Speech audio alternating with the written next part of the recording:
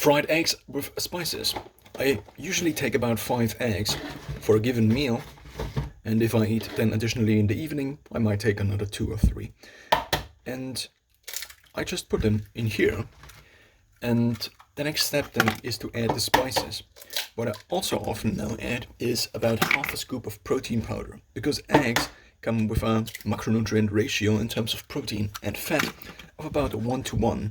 And in order to therefore increase the overall protein intake, because I do want to have a higher protein intake, and according to people like Thomas DeLauer, you should have about 50 to 40% or 40 to 50% of your daily intake energy based on protein, coming from protein. So if you have, for example, eggs, which are then your protein source, and you additionally have carbs, and I also am trying to have basically keto, so not above 50 grams of carbs. This is kind of another constraint I'm working with. This is, by the way, caraway. The previous was oregano. Now we add some paprika. And so under these constraints, what usually works is to add a little bit of protein, because otherwise I have too much fat if I would just eat more eggs, for example.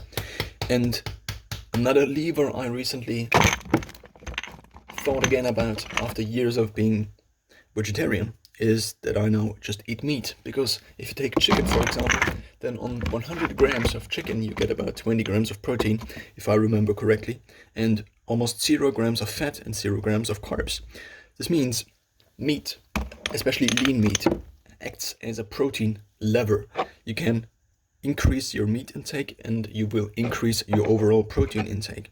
But on being on a vegetarian diet or even a vegan diet, which I also have done quite a lot of times, the problem is that you cannot really lever your protein.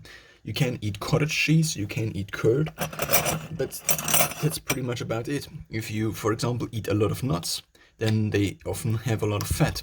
And if you eat peanuts, for example, they also have a lot of carbs. Peanuts are one of the nuts that have less carbs and higher protein intake, or higher protein percentage. But the problem with these again is that the bioavailability of peanuts, for example, is only 52. This means if you eat 100 grams of peanut protein, your body will only be able to make stuff out of this, to use it, or to use about 52% of this. If you then assume that you could just increase the bioavailability to 100, if you double the amount of peanut protein you eat, then if you just a very basic calculation, let's say you weigh 100 kilograms and you say you wanna, by the way, this is a little bit too fried here already. I fried previously something on there. Then the problem is that you would have to eat, so let's say 100 kilograms, and you want to have about 1 gram of protein for every half gram of body weight, so per pound basically, or you just say 2 grams of protein per pound, not per pound but per kilogram, which is the same rule obviously. Then what you result in, you would have to, what this results in is that you would have to eat 8,000 kilocalories of peanuts, which obviously exceeds most people's energy needs. So this now is a vegan protein powder I have from Bulk. That's not that expensive, it's also not that cheap, it's kind of in the middle. It's made from pea protein, rice protein, and so on. And it's actually a blend, which is nice, because then I have different protein sources, and I do not just have pea protein in there. The reason this is vegan is, first of all, it is a little bit cheaper, and second of all, this is still basically from my vegetarian diet, and I only added meat, and I already ate eggs before. Whenever I didn't eat eggs, I basically was vegan, apart from the fish oil supplements I also took. And now, so this is basically 2.5 kilograms, and I also tried meal shakes, and what I had as a setup was basically 4 times 2.5 kilograms, and this would last me for about a month. That's kind of the thing I was running with.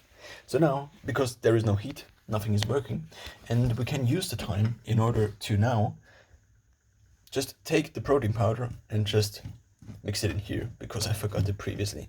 Also, there's an argument to be made that maybe you don't want to. Additionally, often add a little sprinkle of vinegar, as well as a little sprinkle of apple cider vinegar. Now this is already on the more cooked side, on the more baked side. Sometimes I take a plate and put it on top, but this time I didn't. And my pan is almost done. So even though I add frying oil, there is often not a lot I could still be doing to still have the plate. The pan. So this is kind of the consistency I'm now working with. It's a little bit thicker than eggs, and I usually actually like it this way. You have to be careful with adding too much protein powder, because I found that too much unflavored, because this is unflavored protein powder I have here, takes away from what eggs actually taste like. So it's a little bit of tinkering with how much protein you want to add. So I added half a scoop. One scoop is 35 grams and has 25 grams of protein. So I added 12.5 grams of protein to 5 eggs. So given that these eggs have, I think one egg has about 10 grams of protein, if I was mistaken. It's 6.3 grams of protein one egg has. So all the eggs combined, the 5 eggs, 5 times 6 makes 30. So I increased the protein from this here by a factor of 25%. So from 30 to 40, or 42 rather, so even a little bit more, which makes this into now more of a protein meal. And as this begins to look like this, it also begins to taste already quite better than you would otherwise expect. I mean, it tastes like eggs, but also kind of a little bit of pancakes. If you added more fat, then it would taste even more like pancakes. What you additionally can do, if you have sweetened protein powder, then you can turn this into kind of sweet pancakes. And if you like it more on the savory side, then obviously you add savory spices as well as vinegar. What I can do now is I could even add a little bit of cinnamon, and this would give it a in-between thing.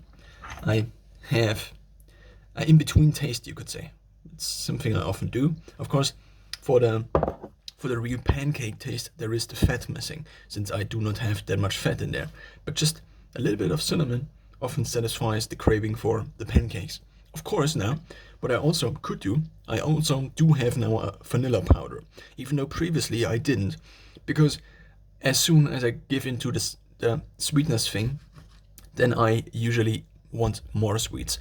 The thing is that if I have a vanilla protein powder that is basically like this, just with a sweetened version, and it's not that worse in terms of macronutrients, apart from the little bit of sweeteners like stevia in there, then I can just as well make the whole thing sweet if I want to. So it basically gives me an option without going to the supermarket and buying a whole load of crab food. So now this is what it looks like, and usually I think it tastes quite nice. The taste often just depends on how hungry you are. And, well, I have to admit, it tastes nice.